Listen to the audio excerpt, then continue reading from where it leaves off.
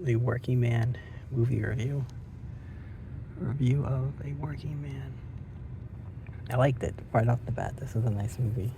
It's a typical movie. It's the Jason Statham movie, so it's like follows the same routine of action. He's like the same character, ex-military type shit, and like the people, they don't know that he can do this until the one day. So like everything was good until that one day that he was in trouble with some mafia guys, and these are some Mexican mafia guys, some Mexican cartel guys, actually. Is it probably? And but that's not what happens. Like he rescues that one dude, but we don't get to see him after that, so maybe he gets killed off screen, maybe. But what transpires afterwards is, what was I gonna say? The daughter gets kidnapped. His boss's daughter, who he has a really good relationship with. He works with this guy a long time, does he? She gets kidnapped, and he at first he tells them, no, I'm not gonna do it. But I guess he just didn't want to. He wanted to refuse their money. Maybe that's why, or he really did think no, but then he changed his mind because he also has a daughter. He has a little daughter, actually. He doesn't have a. And he must be like in his 50s. Jason Statham's character, like he's his age, right? So you see the little girl, and he's like 50. So he had this girl, and he was like, man, like 40 something, I guess. But and he'll be like 60s, and she's a teenager. But you can't. You just have to override that. He's got a little girl. The grandfather, because the mom killed herself, and she lives with her grandfather, who's an asshole. Of course, he's a piece of shit, and so that's like to build a sympathy with the character.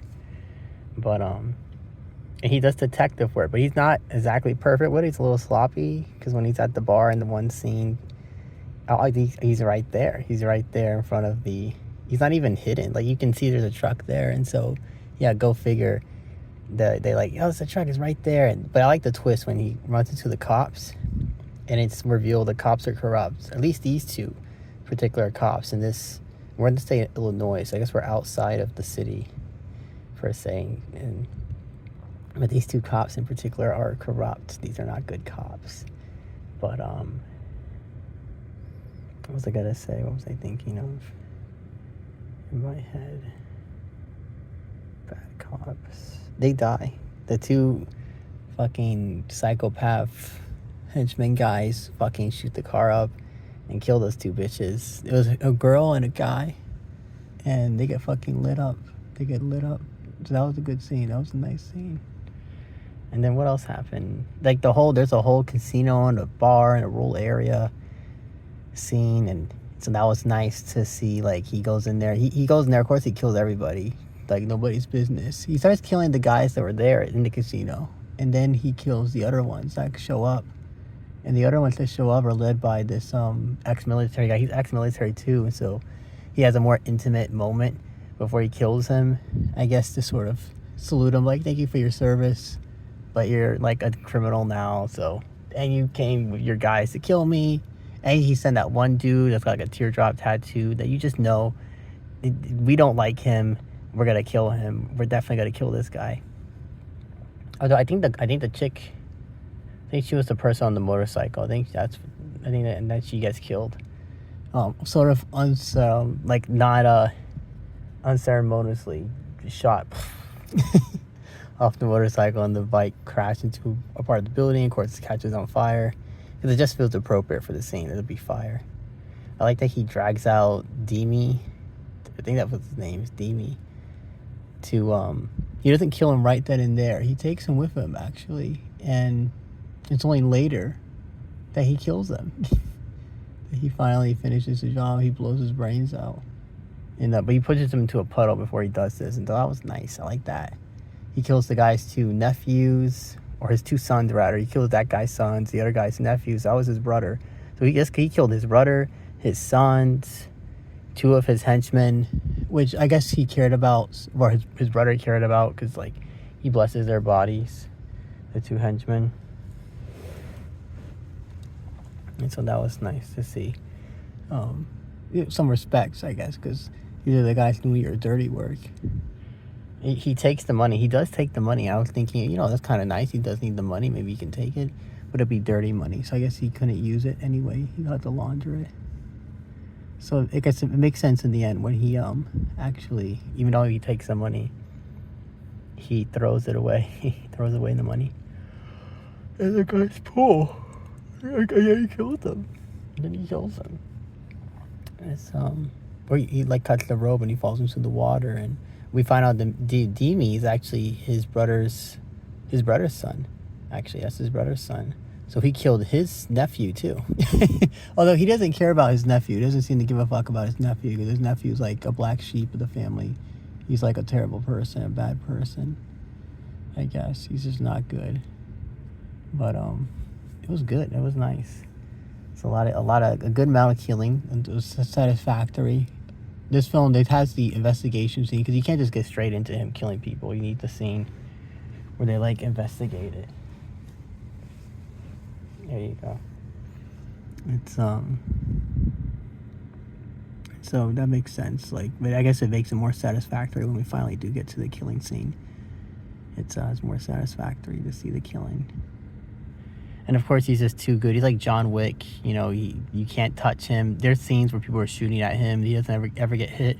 I recall him getting thrown against the buildings and stuff. Like he'll get picked up and thrown sometimes, or like they'll dodge his punch. But Jason Statham's character doesn't really face any injuries, which I guess is like the opposite with John, because in John Wick he does get like beat up and shot up and stabbed sometimes. But then they do this in movies where they get shot and stabbed and whatnot. They get like a lot of injuries and they're still good to go to continue. You know, I think Mission Impossible does this too, but you have to suspend belief somewhat, because obviously the main antagonist, you can't have him just die like that. I like when he shoots that rich guy, that he just looks like a piece of shit person. Like his whole appearance, he's got this pompous looking Monopoly man suit. How dare you come in here? And the gun's so powerful. Like I recall some of the people, yeah, I think a lot of the guys, they are kind of flying. They're like, that thing's pushing them back. You know, I wish this movie's rated R, and it would have been cool to see maybe more gory, maybe like The Boys type gore, where it's like up close, we're seeing heads blow it off, chunks of the brain, like. Oh, we need an action movie where it's like just ridiculously off the chain. And I didn't like the score for this film. I thought the score, I said there were scenes where they were fighting with the action, they had the score music, and I think we can do with maybe a different set of music, perhaps. Or maybe no music at all. Like, imagine Den of Thieves, right? With a nice shootout scene where it can be like no music in the shootout scene. At least the clips. We need a movie like that where it's an action movie and there's shootout scenes, and then there's no like, just the sound of the gunfire going off, right? And like gory shots and the. I like that. What I like with this film was that he killed a bunch of those casino guys. And then he kills a bunch of these bikers. The biker gang shows up to the place. So it's not too far, actually, is it? From Hattie's Bar isn't too far from this other spot. So we're like in a rural area. And he killed a bunch of them. He kills the girls. She gets kidnapped, but she's a tough girl. She's not no weakling. And so she actually chokes out the guy's wife, girlfriend, whatever. He chokes that bitch out. And then he kills the dude. And... like, you know, you don't have to be afraid of them. Like, when he shoots all the bullets in the gun, he's like, the way he's firing the gun, like, he's afraid, like, you know, like, this is gonna be easy kills. It's not gonna be hard to kill these people. I was thinking maybe, if some other films, they would have had, maybe Jason has to fight both of them, the guy and the girl. Like, when he's getting the tension with the guy, the girl comes behind him, and instead of the Garcia, like, fighting her, she'll say, Jason, watch out. But no, this girl is tough. She fucking puts her in a headlock and chokes her. I think she breaks her neck, actually, before it dies. So, like, pretty impressive. Fucking snap neck. And then I like when they come into the family, and she's all bloodied, but she's, like, all dirty, really. He's all bloodied. He's got other people's blood on him. And and they hugging her, and she's all dirty. That was a nice scene, how they just walked right in there. Yeah, Mija! And they're so happy to see their daughter. That was a nice scene. I like that scene. And then Jason, he stays, and she hugs him, and then he leaves. Then Jason leaves. And what else happens with that film? What else happens after that? I'm trying to think what else happens. Oh, I can't quite think right now.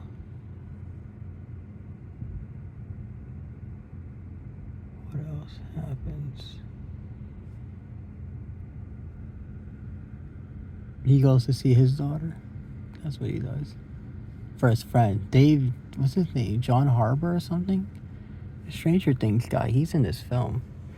And he plays, I guess, like his ex-military friend type guy. That's what he plays in this movie.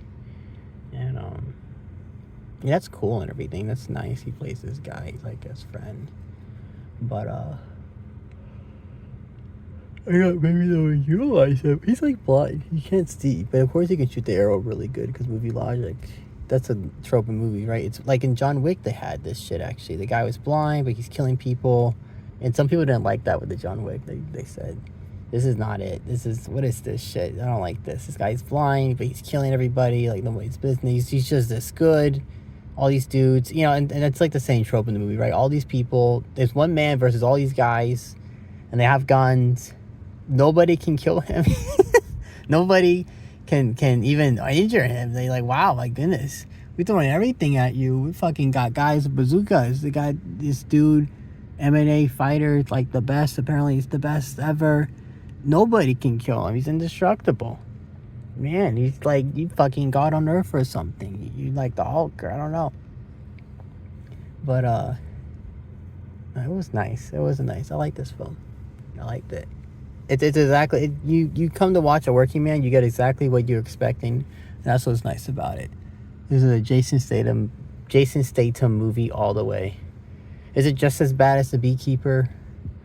Yeah, The Beekeeper, you know, it's like it's like, I guess at this point, I can't expect anything less, anything but this kind of violent movie. So I can't say it's bad because it's just Jason Statham movie. It's a Jason Statham movie. I wouldn't be surprised if maybe he's like, he produced it or something. He's like working behind the scenes. It has to be. Because it's just him all over this thing. But that concludes my review of A Working Man. Thank you for listening.